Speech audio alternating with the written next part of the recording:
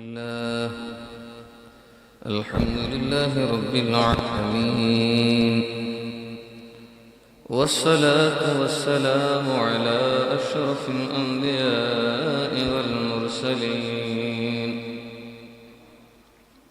سيدنا وسندنا وطبيبنا قلوبنا ومولانا محمد وعلى آله وأصحابه وعلماء ملته وأولياء أمته أجمعين. أما بعد، فقد قال الله تعالى في شان حبيبه ومحبوبه مخبرا وآمرا: إن الله وملائكته يصلون على النبي يا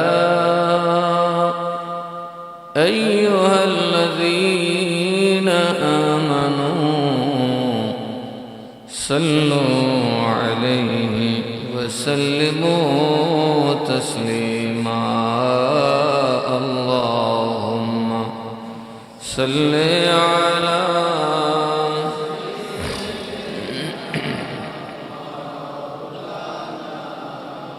محمد وعلى آل سيدنا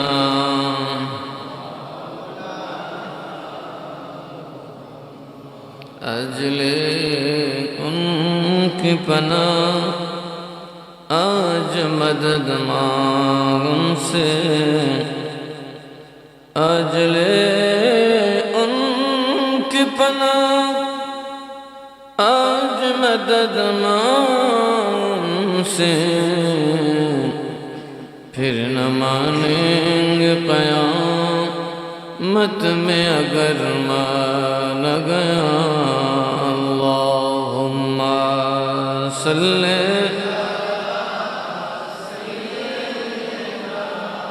मौलाना मुहम्मद वअला आलि सय्यिदना।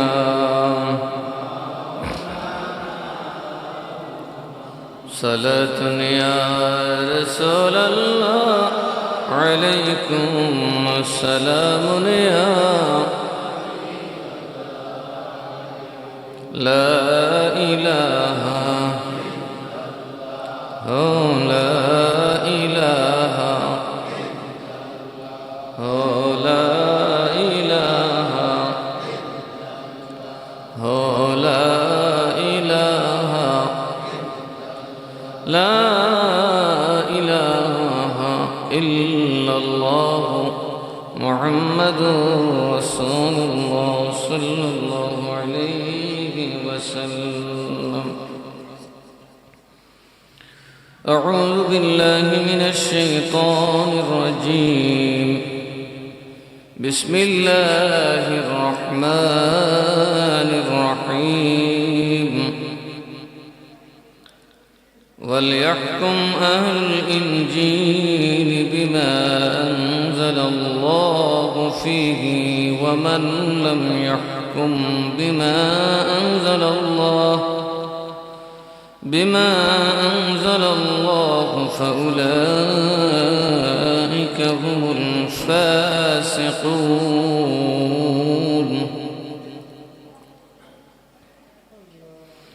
وأنزلنا إليك الكتاب بالحق مصدقا لما بين يديه من الكتاب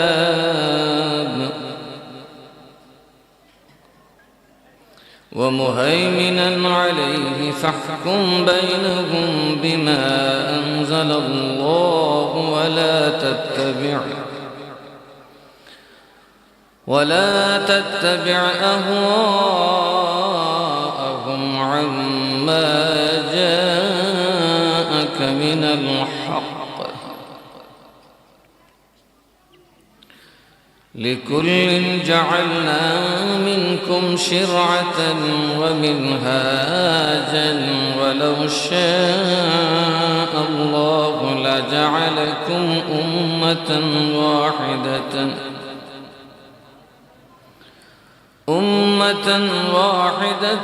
ولكن ليبلوكم فيما آتاكم فاستبقوا الخيرات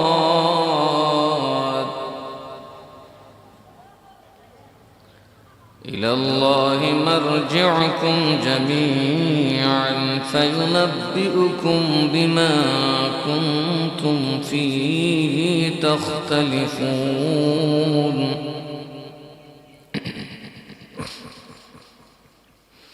وأن احكم بينهم بما أنزل الله ولا تتبع أهواءهم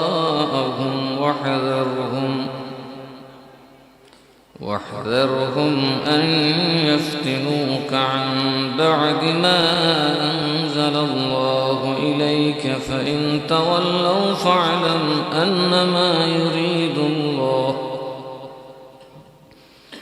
أنما يريد الله أن يصيبهم ببعض ذنوبهم وإن كثيرا من الناس لفاسقون أفحكم الجاهلية يبغون ومن أحسن من الله حكما لقوم يوقنون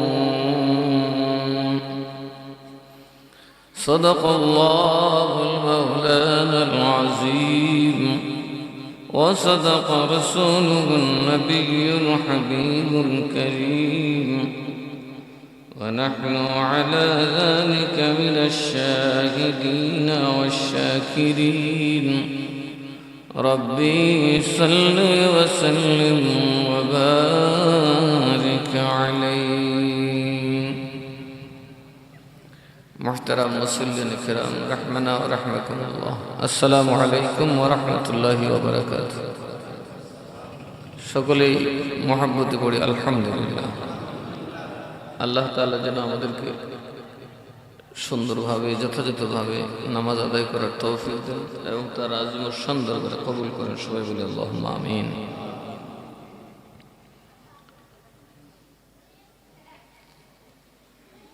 আল্লাহ তাআলা আমরার জীবন বিধান কি হবে আমরা কোন আইন মানব সে ব্যাপারে আলোচনা করেছেন পূর্ববর্তী নবীর উম্মতরা আগের জমানার যে নবীর উম্মত ছিল ইহুদি নাসারা বা ইহুদি খ্রিস্টান তারা মন গড়া সংবিধানের উপর চলত তারা তাদের আল্লাহর কিতাবের পরোয়া করত না অর্থাৎ তাওরাত ইনজিল অনুযায়ী তারা বিচার সালিশ বা আদালত চালাইত না যে কারণে তাদের মধ্যে ফিতনা ফাসাদ শেষ পর্যন্ত ইমানের বিলুপ্তি ঘটছে সব ইমান হারা হয়ে গেছে তারা ধর্মচ্যুত হয়ে গেছে নামই আছে ধর্ম কাজে কোনো ধর্ম নাই কিছুই নেই ধর্মের চর্চাও এদের মধ্যে নাই যদিও তারা বলে জাতিতে খ্রিস্টান বা ইহুদি মূলত তারা হয়ে গেছে নাস্তিকবাদী কি হয়ে গেছে আল্লাহ বা স্রষ্টাতে তারা বিশ্বাসী করে না অর্থাৎ তারা আল্লাহর আইন থেকে সরে যাওয়ার কারণে পর্যায়ক্রমে তারা একেবারে আল্লাহর দিন থেকে আল্লাহর পথ থেকে চূড়ান্তভাবে বিচ্যুত হয়ে গেছে এই ব্যাপারে আল্লাহ তাআলা নবীজির দরবারে যখন ইহুদিরা আসতেন তাদের কিতাবও ছিল একটা আর ওরা নবীর সামনে এসে বলতো আরেকটা তখন নবীজি এগুলা খোলাসা করে দিতেন যে আহলে কিতাব তোমাদের যে আলেম ওলামা তোমাদের যে নেতৃস্থানীয় লোক ওরা তোমাদের কিতাবকে বিকৃত করতেছে। ওরা কিতাবে যা ছিল তা মানে না, গরিবের জন্য চাপায় দেয়, ধনীর জন্য চোখে দেখে না। সুতরাং তোমরা তোমাদের কিতাব অনুযায়ী বিচার করো। তখন ওরা নানান কথা বলার পরে আল্লাহ তাবারক ওয়া তাআলা এই আয়াতে কারিমা সমূহ নাযিল করেছেন। বিশেষ করে আমাদেরকে এর মাধ্যমে শিক্ষা দিয়েছেন আমরা যেন কিভাবে কি দিয়ে বিচার সালিশ করব, আমাদের বিচার ব্যবস্থা কি হবে, একজন মুমিন মুসলমানের বিচার ব্যবস্থা কি দিয়ে হবে, সেটা ইহুদিদেরকে আল্লাহ বলেছেন, আমাদেরকে বুঝাই দিয়েছে। মানব গড়া মতবাদ দিয়ে কখনোই বিশ্বে শান্তি আসে না, আসবেও না। মানব গড়া মতবাদ দিয়ে মানুষ চিরকাল শান্তির দিকে ধাবিত হবে, কিন্তু শান্তিকে তারা খুঁজে পাবে না। শান্তি পাওয়ার জন্য আল্লাহর আইনের কোনো বিকল্প, আল্লাহর আইনের কোনো বিকল্প নাই। অথচ এই পৃথিবীর মুসলমান ইহুদিদের মতোই হয়ে গেছে। তাদের আচার আচরণ পুরাপুরি ইহুদিদের মতো। তারা সামাজিকভাবে বা বিভিন্নভাবে যে বিচার সালিশ আদালত চালায় সেখানে কোরআনের আইনের কোনো পরোয়া, বরং তার বিরুদ্ধে ব্যবস্থা নেওয়ার নির্দেশ আছে। আপনি যদি নিজ ব্যক্তিগত উদ্যোগে সামাজিকভাবেও কোরআনের আলোকে বিচার করতে যান তো আপনার বিরুদ্ধে প্রশাসন অ্যাকশনে যাবে। তার মানে ইহুদিদের সাথে আমাদের খুব একটা দূরত্ব নাই, ঠিক না বেঠিক? ইহুদিরা যেমন মন গড়া আদালত চালাইছে, আমরা এখন আমাদের মতো করে আইন রচনা করে চলছি। এখানে আল্লাহর কিতাবের কোনো পরোয়া নাই। সুতরাং আল্লাহ বলেছেন ইহুদিরা যেমন ধ্বংস হয়ে গেছে, আমাদেরও ধ্বংস হওয়াটা জাস্ট সময়ের ব্যাপার। খুব তাড়াতাড়ি এমন পরিবেশ আমাদের মধ্যে আসবে যে আমাদের মধ্যে ইসলামের চর্চা থাকবে, নাম কাউ আসতে, নামে মুসলমান হবে, কামে ইবলিসের বাপ হবে। এরকম এখন আছে না? তার নাম মুসলমানের নাম, তো একেবারে শয়তানের বরবাদ। এই জন্য আল্লাহ তাআলা বলেছেন, যেহেতু এটা ইহুদিদের সাথে নবীজির বাহাস ছিল, যেন আল্লাহ বলে দিয়েছেন বিসমিল্লাহির রহমানির রহিম ওয়ালিয়াহকুম আহলুল ইনজিল বিমা আনজালাল্লাহু ফীহি। আল্লাহ বলেন ইনজিলের অনুসারী তথা খ্রিস্টানদের উচিত ছিল সেই অনুযায়ী বিচার করা যা তাদের কিতাবে রয়েছে। আল্লাহ তাদের কিতাবে যেভাবে বিচারের নির্দেশ দিয়েছেন সেভাবে বিচার করা উচিত ছিল, সেটাই হচ্ছে যুক্তিযুক্ত। ওয়ামান লাম ইয়াহকুম বিমা আনজালাল্লাহু ফাউলাইকা হুমুল ফাসিকুন।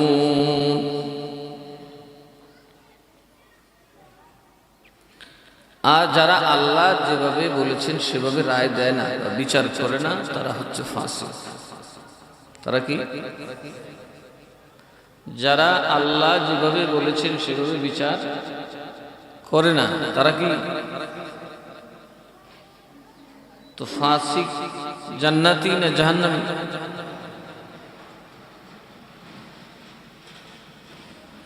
وأنزلنا إليك الكتاب بالحق مصدقا لما بين يديه من الكتاب ومهيمنا عليه فاحكم بينهم بما أنزل الله. সুতরাং আমার হাবিব, আমি ইনজিলওয়ালা ইহুদি খ্রিস্টানকে বলছি তারা যেন কিতাবের আইন মেনে চলে। আপনার জন্য আমি সত্য কিতাব অবতীর্ণ করেছি, যেগুলা ওই দুই কিতাবেরই সমর্থক। কোরআন, ইনজিল এবং তাওরাতের বিরোধী না। তাওরাত এবং ইনজিলে যা রয়েছে তার সত্যতা প্রমাণকারী এবং তার সমর্থক রূপেই আমি সত্য কিতাব আপনাকে আমি দান করেছি।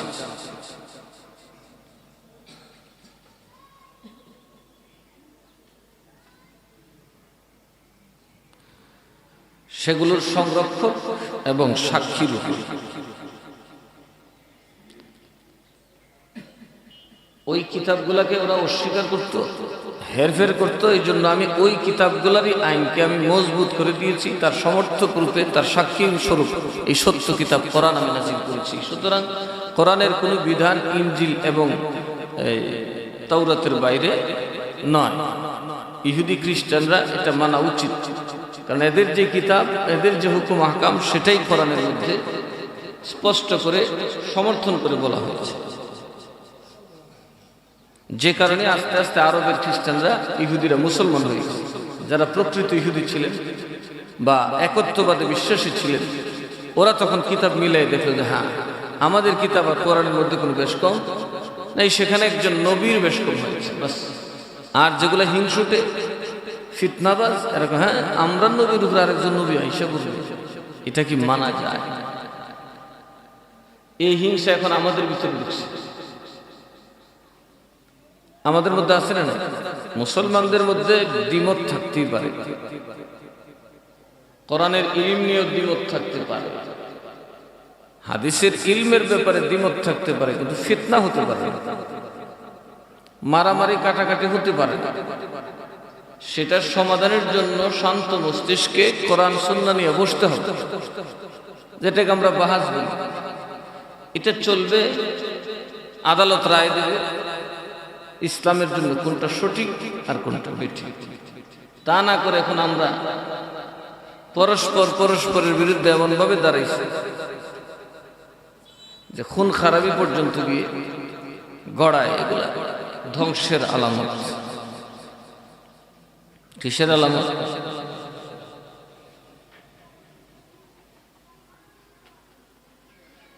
ফাহকুম বাইনাহুম বিমা আনজালাল্লাহ। সুতরাং আমার নবীকে আল্লাহ নির্দেশ দিয়েছেন যে আপনিও বিচার করবেন আমি আল্লাহ যা নাজিল করেছি তার বরাবর। নবীর আদালত হবে কি? আল্লাহ যা নাজিল করছেন তদনুযায়ী। এখন আমাদের মুসলমানদের আদালত কিভাবে চলে? সুতরাং আমরা ফাসিক। لا تتبع أهواءهم عما جاءك من الحق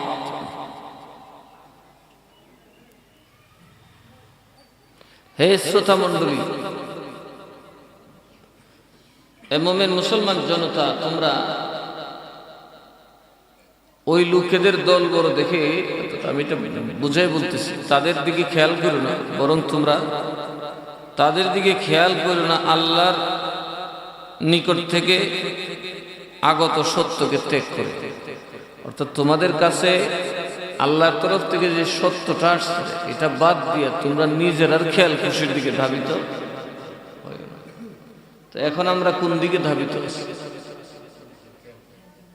বাংলাদেশের সংবিধান কি কোরআন সুন্নাহর বানানো, আল্লাহর কিতাব অনুযায়ী? মন গড়া বানানো। সুতরাং আমরা এখন মন গড়া সংবিধানের উন্মত, আর আল্লাহ সেটা নিষেধ করেছে। এই জন্য দায়ী কারা? আমরা মুসলমানরা যদি সবাই চাইতাম যে আমরা আল্লাহর আইন মানব, তাহলে অবশ্যই এই দেশ পরিবর্তন করা সম্ভব ছিল।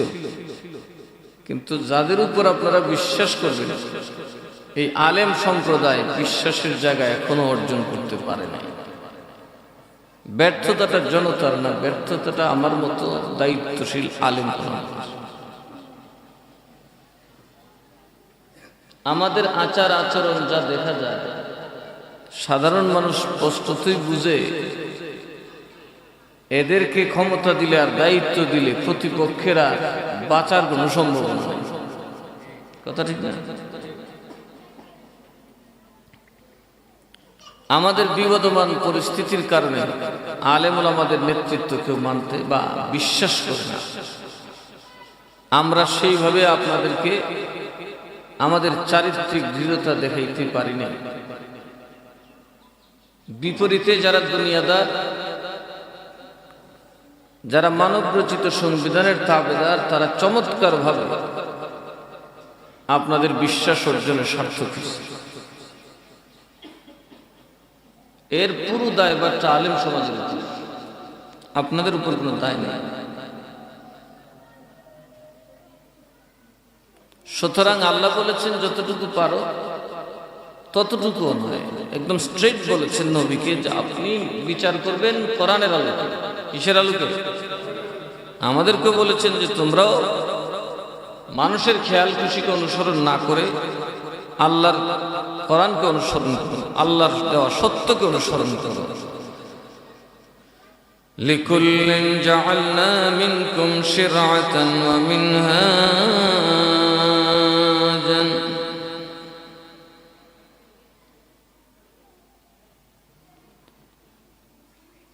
লিকুল্লিন তোমাদের প্রত্যেকের জন্য, জাআলনা মিনকুম শিরআতান ওয়া মিনহাজা, এক একটা শরীয়ত এবং আলাদা আলাদা পথ রেখেছি। প্রত্যেক জাতির জন্য আমি আল্লাহ তাআলা ভিন্ন ভিন্ন কানুন রেখেছি, ভিন্ন ভিন্ন চলার পথ রেখেছি। ওয়ালাউ শাআ আল্লাহু লাজাআলাকুম উম্মাতান ওয়াহিদাতান,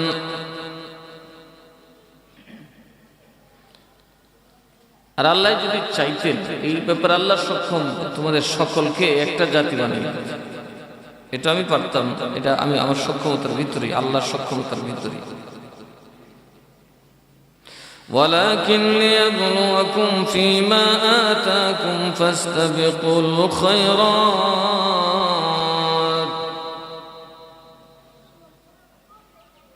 কিন্তু আল্লাহ তাআলা চেয়েছেন যে তোমাদেরকে যা দেওয়া হয়েছে তা দিয়ে পরীক্ষা করা হবে। আল্লাহ চাইলে আমাদের সকলকে এক চাবি দিয়ে মুমিন বানাইতে পারে, কিন্তু আল্লাহর সিদ্ধান্ত হলো আমি তোমাদের উপর কিতাব দেব, ইনসাফ দেব, এবার তোমরা বিচার করবে, তোমাদেরকে আমি সেই জ্ঞানও দেব।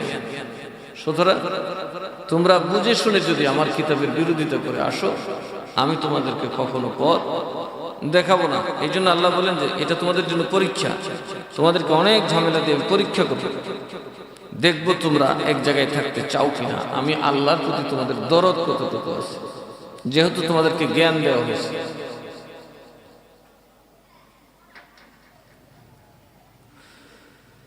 ইলাল্লাহি মারজিউকুম জামিআ,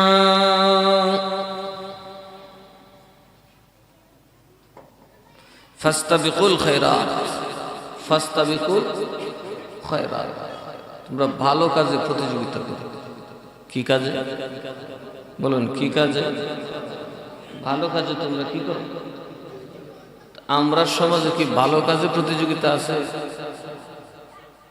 খারাপ কাজে কিন্তু দারুণ প্রতিযোগিতা। এর বিয়েতে 10 লাখ, আমার বিয়েতে 15 লাখ, আছে না? নাই? তোর বাড়িতে এটা বাজাবে, আমার বাড়িতে ওইটা বাজাবে। ওর বাড়িতে ফ্যান ফুরবে, আমি একটা রাফিন ফুরবো, আছে না? নাই? এ আমার বদনাম করবো, আমি 10 বেড়া বাড়া করে বদনাম ফুরব, আছে না? নাই? খারাপ কাজ আমরা এমন ভাবে এক্সপার্ট হচ্ছি, হে আমার কিল মারছে, আমি খুন করলাম, এটাও খারাপ কাজের প্রতিযোগিতা। একজন আপনার থাপ্পড় মারছে আর আপনি নিয়ত করছেন মার্ডার করার, কি কাম প্রতিযোগিতা করলেন?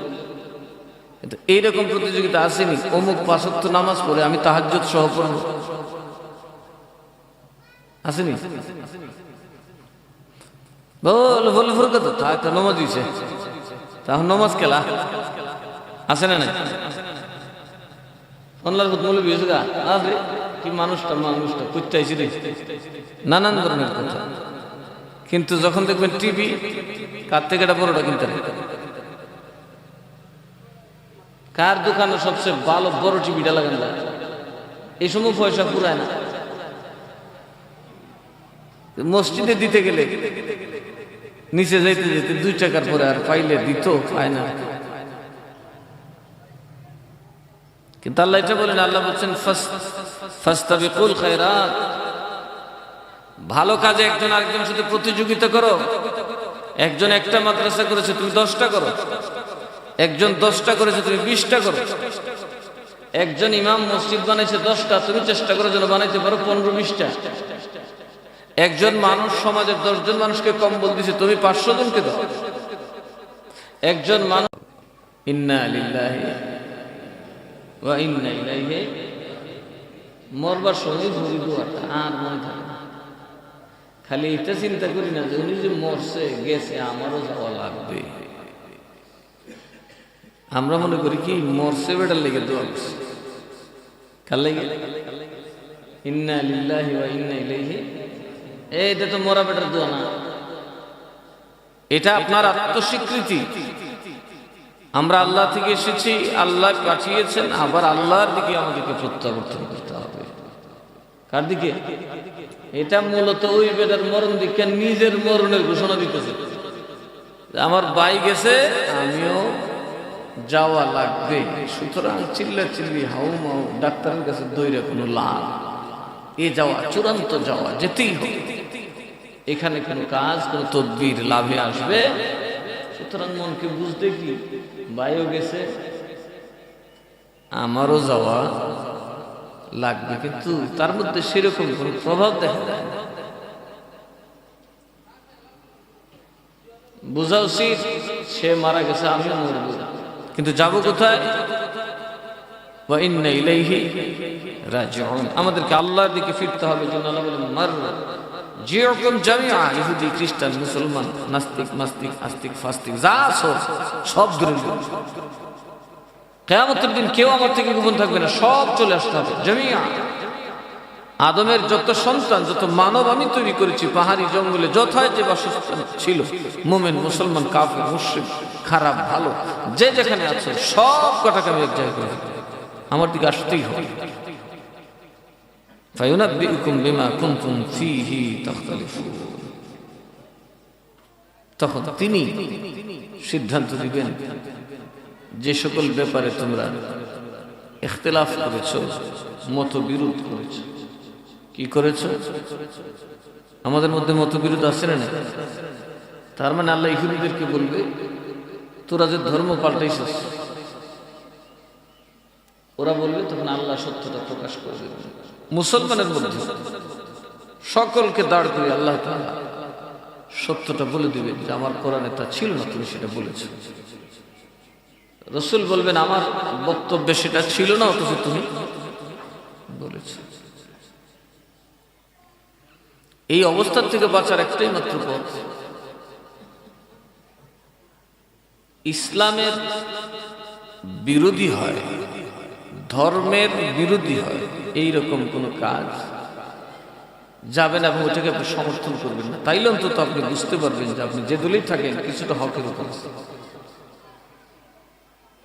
যেটা আল্লাহ এবং আল্লাহর রাসূলের শানে যায় না, ওই ধরনের কথা বলাও যাবে না, সমর্থনও করা যাবে না। নবী সাহাবীদের শানে যায় না, মুতাবার আউলিয়া কিরাম যারা সর্বসম্মতিক্রমে বুজুর্গ, তাদের ব্যাপারে যায় না, তাদের ব্যাপারে ওই সমস্ত শব্দ চয়ন করা যাবে না, বা ওই ধরনের ধারণা রাখাটাও ঠিক হবে না।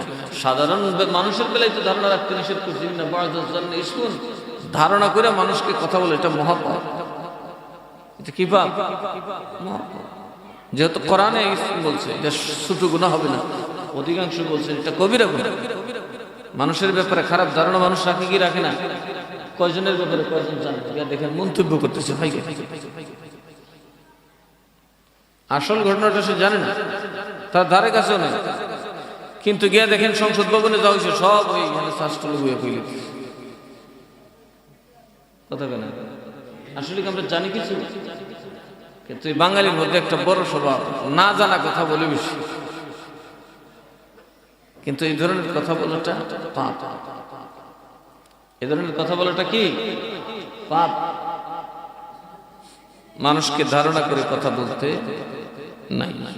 অথচ আমাদের যে বদনাম যা করি সব আন্দাজ, ওই ঠ্যাংটা আমি পালাইছে, এর শুনলে যেহেতু বোঝা গেছে শুরু সারা দূরে কিতা করে কথা কথা আছে না নাই, এর শরীরটা রোগা, মনে গাঞ্জা খায়, কত ধরনের কথা আছে না নাই। وأن احكم بينهم بما أنزل الله ولا تتبع أهواءهم واحذرهم أن يفتنوك عن بعد ما أنزل الله إليك হে মুসলমানগণ, আল্লাহ যা অবতীর্ণ করেছেন তদনুযায়ী তোমরা বিচার নিষ্পত্তি করো। আমাদেরকে আল্লাহ কি বলেছেন? আল্লাহ যা নাজিল করছেন তদনুযায়ী তোমরা বিচার ব্যবস্থা করো। আমাদের মধ্যে সেটা আছে। এই জন্য নামাজ আছে, মসজিদে শান্তি আছে। ঘরে গেলে শান্তি নেই, সমাজে গেলে শান্তি নাই, রাষ্ট্রীয় ব্যবস্থা গেলে দেখা যায় নিরাপত্তা নাই। যেখানে আপনি ইসলাম পালন করবেন সেখানে আপনি শান্তিতে থাকবেন। ইসলামের যতটুকু মানবেন ততটুকুতে দেখবেন আপনার চারপাশে শুধু কল্যাণ আর কল্যাণ। ঠিক তার থেকে বেরোবেন, যাই দেখবেন আগুনের আশ্রয়। আমরা যদি সমাজের প্রতিটা কাজে কোরআনের আইনকে প্রতিষ্ঠিত করতে পারতাম, আমরা যার ভয় করি তার ভয় করার কোনো প্রয়োজন ছিল না। খোলাফায়ে রাশেদার যুগে পুলিশও লাগবে, পুলিশও লাগে না। এমনকি শাসক ওমরের সামনে শয়তান পর্যন্ত আসেনি। কোরআনের শাসন মানুষকে এতটাই শান্তি দেয়। আমরা তো আসলে আমাদের মতো করে চলতে চাই এবং তাদের খেয়াল খুশির অনুসরণ করো না। তাদের কথা বলছেন যারা দুনিয়াদার, এরা দলবর হইব, এদের হামফিডাম্পি বেশি হইব, শিল্পপতি হাজারপতি কোটিপতি হইব, এদের গলার ভাঁড় খুব বেশি হইব।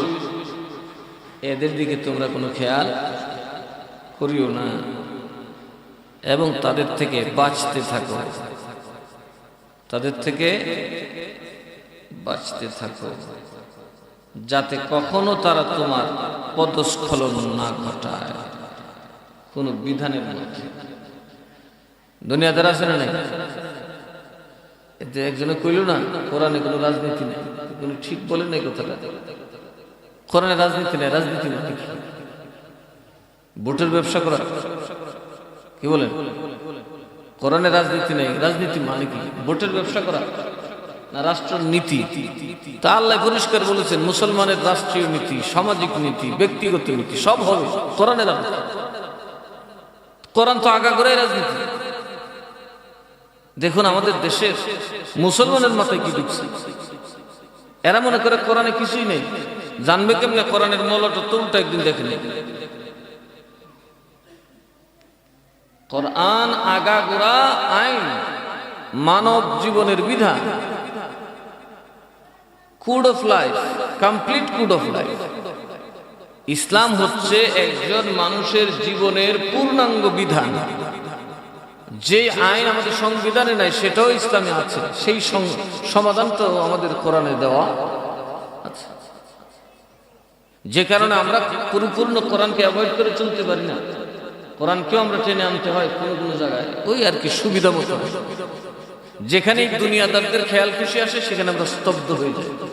হায় হায়, এরা তো বড় পার্টির লোক, এরা এত বড় বড় দলের লোক, ওদের সাথে মোকাবেলা করলে তো সমস্যা, লো আমরা এর পিছিয়ে যাই। এইটার কথা আল্লাহ বলছে যে তোমরা তাদের ক্ষমতা, তাদের দাপট আর তাদের দিকে খেয়াল খুশির দিকে তাকাবে না, তাদের অনুসরণ করবে না। কারণ তাদের অনুসরণ করলেই তুমি কিন্তু আল্লাহর কিতাবের আইন থেকে বিচ্যুত হয়ে গেলে। তুমি আল্লাহর কিতাবের আইন থেকে কি হয়ে গেলে? বিপদগামী হয়ে গেলে।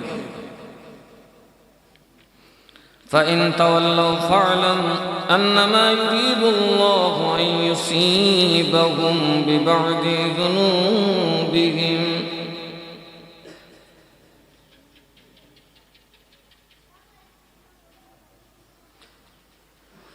তো যদি এরপরেও কেউ তোমরা যদি মুখ ফিরিয়ে নেয় তবে জেনে রেখো আল্লাহ তাদের কপালে শাস্তি লিখে দিয়েছেন, তারা শাস্তি ভোগ করবে, এতে কোনো সন্দেহ নাই। তারা পাপের শাস্তি ভোগ করবে। وإن كثيرا من الناس لفاسقون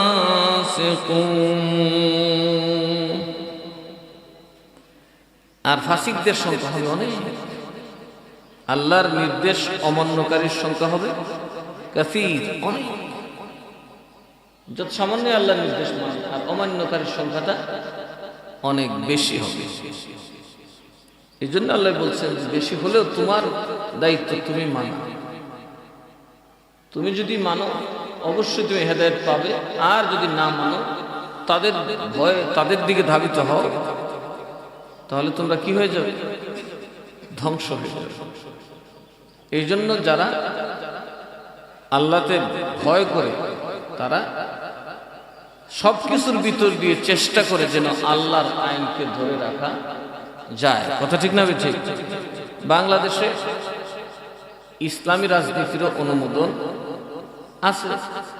আমাদের দেশের যারা সেকুলার বা অন্য সমাজতান্ত্রিক ব্যবস্থাপনা, গণতান্ত্রিক ব্যবস্থাপনায় বিশ্বাস করে, ওরাও কিন্তু আমাদের প্রতি সহানুভূতিশীল।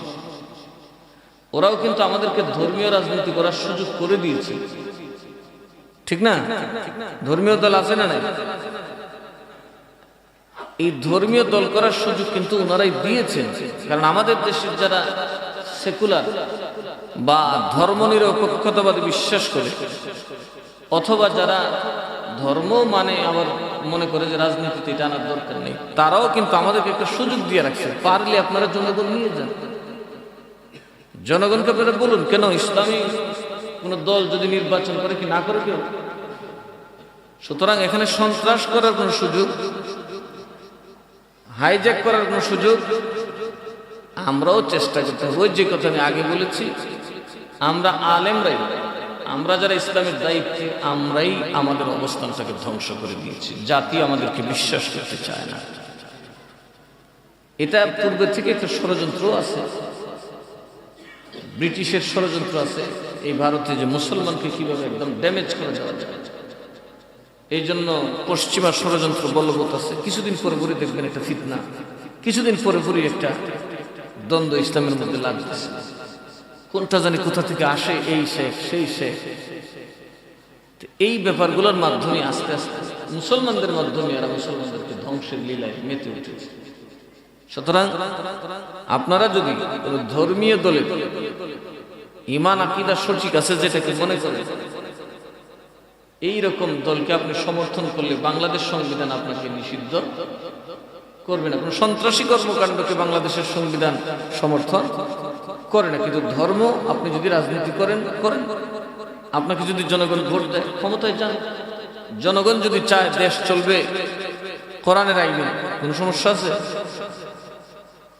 তো আমরা মোটামুটি ভূতে খেতেও ধরছে, ভাতেও ধরছে, আলেম সমাজেরও ধরছে সবচেয়ে বড় ভূতে, সাথে সাথে সমাজের মানুষগুলোকে ভূতে ধরে ফেলছে।